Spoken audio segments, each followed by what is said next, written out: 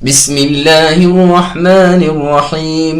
شروع کرتا ہوں اللہ کے نام سے جو بے انتہا مہربان نہایت رحم کرنے والے ہیں۔ اذا الشمس كورت واذا النجوم انكدرت واذا الجبال سيرت واذا العشار عطلت واذا الوحوش حشرت واذا البحار سجرت واذا النفوس زوجت وَإِذَا الْمَوْءُودَةُ سُئِلَتْ بِأَيِّ ذَنبٍ قُتِلَتْ وَإِذَا الصُّحُفُ نُشِرَتْ وَإِذَا السَّمَاءُ كُشِطَتْ وَإِذَا الْجَحِيمُ سُعِّرَتْ وَإِذَا الْجَنَّةُ أُزْلِفَتْ عَلِمَتْ نَفْسٌ مَّا أَحْضَرَتْ۔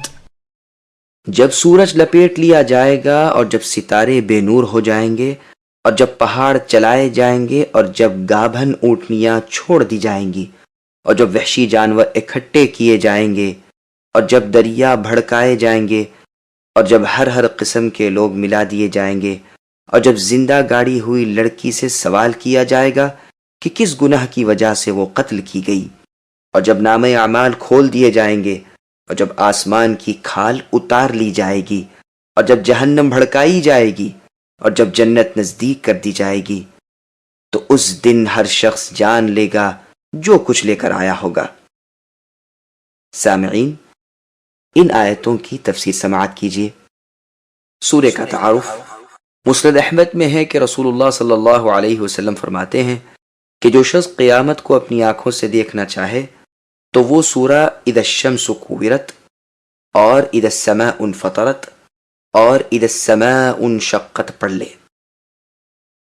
قیامت کے مناظر، یعنی سورج بے نور ہو جائے گا، جاتا رہے گا، اوندھا کر کے لپیٹ کر زمین پر پھینک دیا جائے گا۔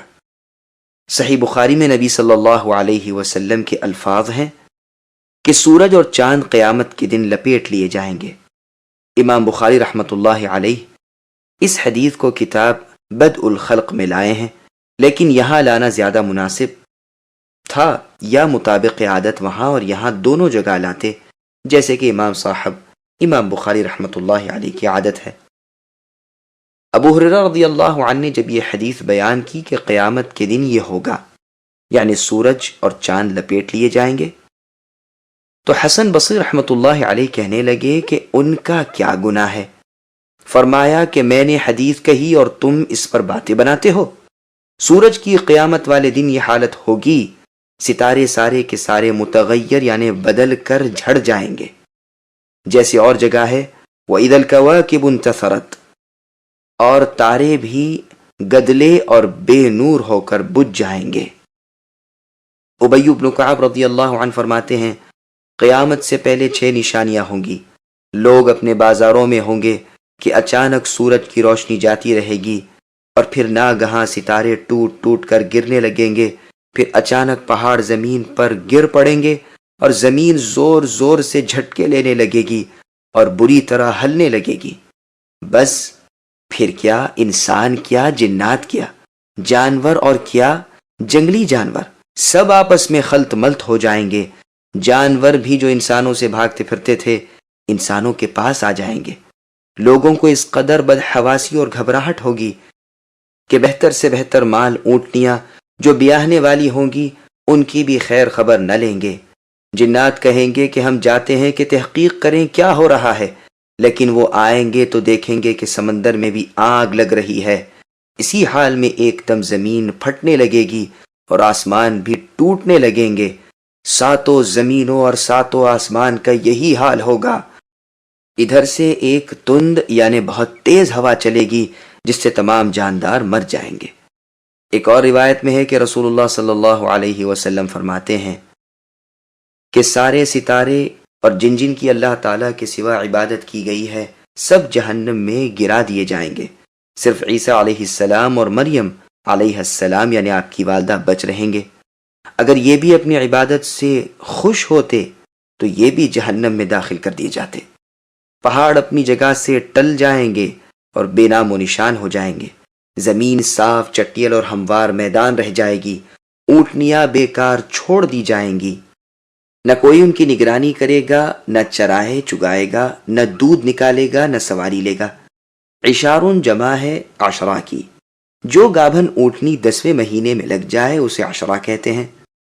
مطلب یہ ہے کہ گھبراہٹ اور بدحواسی، بے چینی اور پریشانی اس قدر ہوگی کہ بہتر سے بہتر مال کی بھی پرواہ نہ رہے گی۔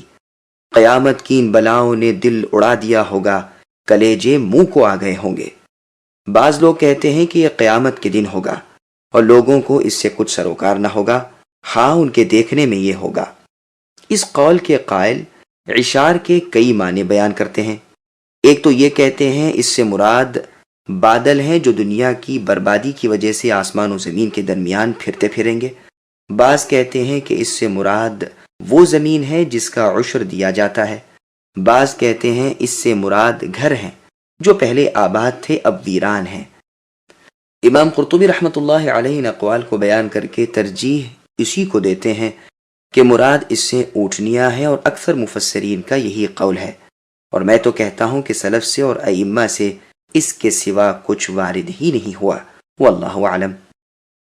اور وحشی جانور جمع کیے جائیں گے جیسے فرمان ہے وَمَا مِن دَابَّةٍ فِي الْأَرْضِ وَلَا طَائِرٍ إِلَى آخِرِ الْآيَةِ، یعنی زمین پر چلنے والے کل جانور اور ہوا میں اڑنے والے کل پرند بھی تمہاری طرح گروہ ہیں۔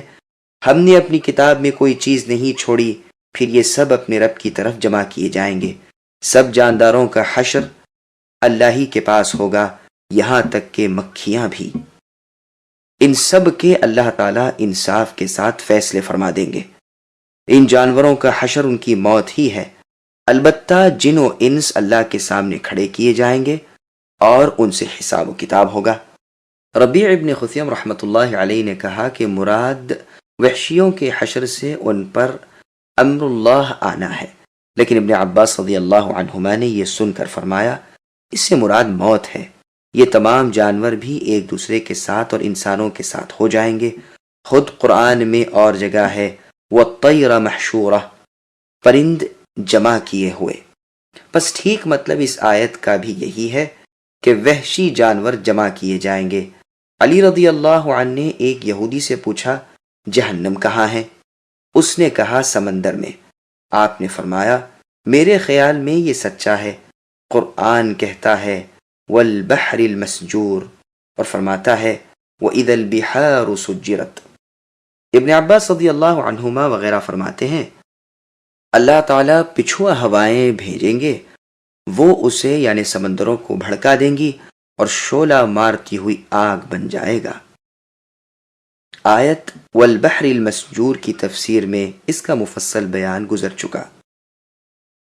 سجرت کے معنی یہ بھی کیے گئے ہیں کہ سکھا دیا جائے گا، ایک قطرہ بھی باقی نہ رہے گا۔ یہ معنی بھی کیے گئے ہیں کہ بہا دیا جائے گا اور ادھر ادھر بہہ نکلے گا۔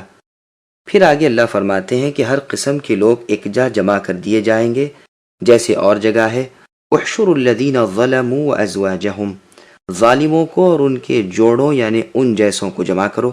حدیث میں ہے ہر شخص کا اس قوم کے ساتھ حشر کیا جائے گا جو اس جیسے اعمال کرتی ہوگی۔ اللہ تعالیٰ فرماتے ہیں وَكُنْتُمْ أَزْوَاجًا ثَلَاثَةً إِلَى آخِرِ الْآيَةِ، یعنی تم 3 طرح کے گروہ ہو جاؤ گے، کچھ وہ جن کے داہنے ہاتھ میں نامہ اعمال ہوں گے، کچھ بائیں ہاتھ والے، کچھ سبقت کرنے والے۔ عمر رضی اللہ عنہ سے اس آیت کی تفسیر پوچھی گئی تو فرمایا نیک نیکوں کے ساتھ مل جائیں گے اور بد بدوں کے ساتھ آگ میں۔ فاروق اعظم رضی اللہ عنہ نے ایک مرتبہ لوگوں سے اس آیت کی تفسیر پوچھی تو سب خاموش رہے۔ آپ نے فرمایا لو میں بتاؤں، آدمی کا جوڑا جنت میں اسی جیسا ہوگا، اسی طرح جہنم میں بھی۔ ابن عباس رضی اللہ عنہما فرماتے ہیں مطلب اس سے یہی ہے کہ 3 قسم کے لوگ ہو جائیں گے، یعنی اصحاب الیمین، اصحاب الشمال اور سابقین۔ مجاہد رحمۃ اللہ علیہ فرماتے ہیں کہ ہر قسم کے لوگ ایک ساتھ ہوں گے۔ یہی قول امام ابن جریر رحمۃ اللہ علیہ بھی پسند کرتے ہیں اور یہی ٹھیک بھی ہے۔ دوسرا قول یہ ہے کہ عرش کے پاس سے پانی کا ایک دریا جاری ہوگا جو 40 سال تک بہتا رہے گا اور بڑی نمایاں چوڑان میں ہوگا۔ اس سے تمام مرے سڑے گلے اگنے لگیں گے۔ اس طرح کے ہو جائیں گے کہ جو انہیں پہچانتا ہو وہ اگر انہیں دیکھ لے تو بیک نگاہ پہچان لے، پھر روحیں جوڑی جائیں گی اور ہر روح اپنے جسم میں آ جائے گی۔ یہی معنی ہے وَإِذَا النُّفُوسُ زُوِّجَتْ، یعنی روحیں جسموں سے ملا دی جائیں گی۔ اور یہ معنی بھی کیے گئے ہیں کہ مؤمنوں کا جوڑا حوروں سے لگایا جائے گا اور کافروں کا شیطانوں سے۔ پھر ارشاد ہوتا ہے وَإِذَا الْمَوْءُودَةُ سُئِلَتْ، جمہور کی قرات یہی ہے۔ زمانے جاہلیت کی ایک ظالمانہ رسم، اہل جاہلیت لڑکیوں کو ناپسند کرتے تھے اور انہیں زندہ درگور کر دیا کرتے تھے، یعنی زندہ دفنا دیا کرتے۔ ان سے قیامت کے دن سوال ہوگا کہ یہ کیوں قتل کی گئیں، تاکہ ان کے قاتلوں کو زیادہ ڈانٹ ڈپٹ اور شرمندگی ہو۔ اور یہ بھی سمجھ لیجئے کہ جب مظلوم سے سوال ہوا تو ظالم کا تو کہنا ہی کیا ہے، اور یہ بھی کہا گیا ہے کہ وہ خود پوچھیں گی کہ انہیں کس بنا پر زندہ درگور کیا گیا۔ اس کے متعلق احادیث سنیے۔ مسند احمد میں ہے کہ رسول اللہ صلی اللہ علیہ وسلم فرماتے ہیں کہ میں نے قصد کیا، یعنی ارادہ، کہ لوگوں کو حالت حمل کی مجامعت سے روک دوں، یعنی اپنی بیویوں کے ساتھ جبکہ وہ حمل سے ہوں ان کے ساتھ ہم بستری سے روک دوں، لیکن میں نے دیکھا کہ رومی اور فارسی یہ کام کرتے ہیں اور ان کی اولادوں کو اس سے کچھ نقصان نہیں پہنچتا۔ لوگوں نے نبی صلی اللہ علیہ وسلم سے عزل کے بارے میں سوال کیا، یعنی بر وقت نطفے کو باہر ڈال دینے کے بارے میں، تو نبی صلی اللہ علیہ وسلم نے فرمایا یہ پوشیدگی سے زندہ گاڑ دینا ہے، اور وَإِذَا الْمَوْءُودَةُ سُئِلَتْ میں اسی کا بیان ہے۔ سلمہ ابن یزید رضی اللہ عنہ اور ان کے بھائی نبی صلی اللہ علیہ وسلم کی خدمت میں حاضر ہو کر سوال کرتے ہیں کہ ہماری ماں امیر زادی تھی، یعنی دولت مند، وہ صلہ رحمی کرتی تھیں، مہمان نوازی کرتی تھیں اور بھی نیک کام بہت کچھ کرتی تھیں، لیکن جاہلیت میں ہی مر گئی ہیں، تو کیا انہیں ان کے یہ نیک کام کچھ نفع دیں گے؟ آپ نے فرمایا نہیں۔ انہوں نے کہا انہوں نے ہماری ایک بہن کو زندہ دفن کر دیا تھا، کیا وہ بھی اسے کچھ نفع دے گا؟ نبی صلی اللہ علیہ وسلم نے فرمایا زندہ گاڑی ہوئی اور زندہ گاڑنے والی جہنم میں ہے، ہاں یہ اور بات ہے کہ وہ اسلام کو قبول کر لے۔ ابن عباس رضی اللہ عنہما فرماتے ہیں کہ مشرکوں کے چھوٹی عمر میں مرے ہوئے بچے جنتی ہیں، جو انہیں جہنمی کہے وہ جھوٹا ہے۔ اللہ تعالیٰ فرماتے ہیں وَإِذَا الْمَوْءُودَةُ سُئِلَتْ۔ قیس ابن عاصم رضی اللہ عنہ سوال کرتے ہیں کہ یا رسول اللہ، میں نے جاہلیت کے زمانے میں اپنی بچیوں کو زندہ دبا دیا ہے، میں کیا کروں؟ نبی صلی اللہ علیہ وسلم نے فرمایا ہر ایک کے بدلے ایک غلام آزاد کرو۔ انہوں نے عرض کیا اللہ کے رسول، غلام والا تو میں ہوں نہیں، البتہ میرے پاس اونٹ ہیں۔ فرمایا ہر ایک کے بدلے ایک اونٹ اللہ تعالیٰ کے نام پر قربان کرو۔ پھر اللہ نے آگے ارشاد فرمایا کہ نام اعمال بانٹے جائیں گے کسی کے دائیں ہاتھ میں اور کسی کے بائیں ہاتھ میں۔ اے ابن آدم، تو لکھوا رہا ہے جو لپیٹ کر پھیلا کر تجھے دیا جائے گا، دیکھ لے کہ کیا لکھوا رہا ہے۔ آسمان گھسیٹ لیا جائے گا اور کھینچ لیا جائے گا اور سمیٹ لیا جائے گا اور برباد ہو جائے گا۔ جہنم بھڑکائی جائے گی، اللہ تعالیٰ کے غضب اور بنی آدم کے گناہوں سے اس کی آنکھ تیز ہو جائے گی، جنت جنتیوں کے پاس آ جائے گی۔ جب یہ تمام کام ہو چکیں گے اس وقت ہر شخص جان لے گا کہ اس نے اپنی دنیا کی زندگی میں کیا کچھ اعمال کیے تھے، وہ سب عمل اس کے سامنے موجود ہوں گے۔ جیسے اور جگہ ہے یوم تجد کل نفس ما عملت من خیر محضرا الی آخر الآیہ، یعنی جس دن ہر شخص اپنے کیے ہوئے اعمال پالے گا، نیک ہیں تو سامنے دیکھ لے گا اور بد ہیں تو اس دن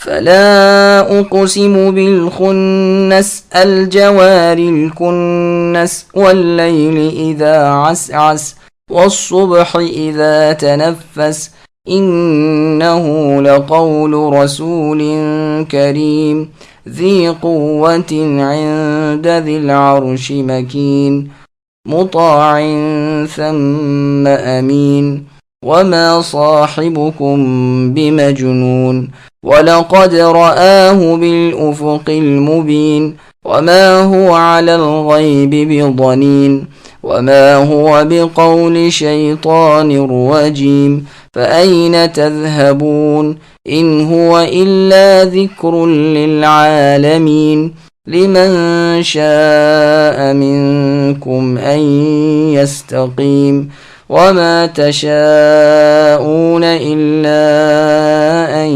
يشاء الله رب العالمین۔ میں قسم کھاتا ہوں پیچھے ہٹنے والے، چلنے پھرنے والے، چھپنے والے ستاروں کی، اور رات کی جب چھانے لگے اور صبح کی جب چمکنے لگے، یقیناً یہ ایک بزرگ پیغمبر کا کلام ہے جو قوت والا ہے، عرش والے اللہ تعالیٰ کے نزدیک ذی عزت ہے، جس کی آسمانوں میں اطاعت کی جاتی ہے، اور تمہارے رفیق یعنی نبی صلی اللہ علیہ وسلم دیوانے نہیں ہیں۔ انہوں نے اس فرشتے کو آسمان کے کھلے کنارے پر دیکھا بھی ہے، اور یہ پوشیدہ باتوں کے بتلانے پر بخیل بھی نہیں، اور یہ قرآن شیطان مردود کا کلام نہیں۔ پھر تم کہاں جا رہے ہو؟ یہ تو تمام دنیا جہان والوں کے لیے نصیحت نامہ ہے، بالخصوص اس کے لیے جو تم میں سے سیدھی راہ پر چلنا چاہے، اور تم بغیر اللہ تبارک و تعالیٰ کے چاہے کچھ نہیں چاہ سکتے۔ سامعین، اب ان آیتوں کی تفسیر سماعت کیجیے۔ محمد صلی اللہ علیہ وسلم کی فضیلت۔ عمرو بن حریث رضی اللہ عنہ فرماتے ہیں کہ صبح کی نماز میں میں نے رسول اللہ صلی اللہ علیہ وسلم کو اس سورت کی تلاوت کرتے ہوئے سنا۔ اس نماز میں بھی مقتدیوں میں شامل تھا۔ یہ قسمیں ستاروں کی کھائی ہیں جو دن کے وقت پیچھے ہٹ جاتے ہیں یعنی چھپ جاتے ہیں اور رات کو ظاہر ہوتے ہیں۔ علی رضی اللہ عنہ یہی فرماتے ہیں، اور بھی صحابہ رضی اللہ عنہم و تابعین رحمۃ اللہ علیہم وغیرہ سے اس کی یہی تفسیر مروی ہے۔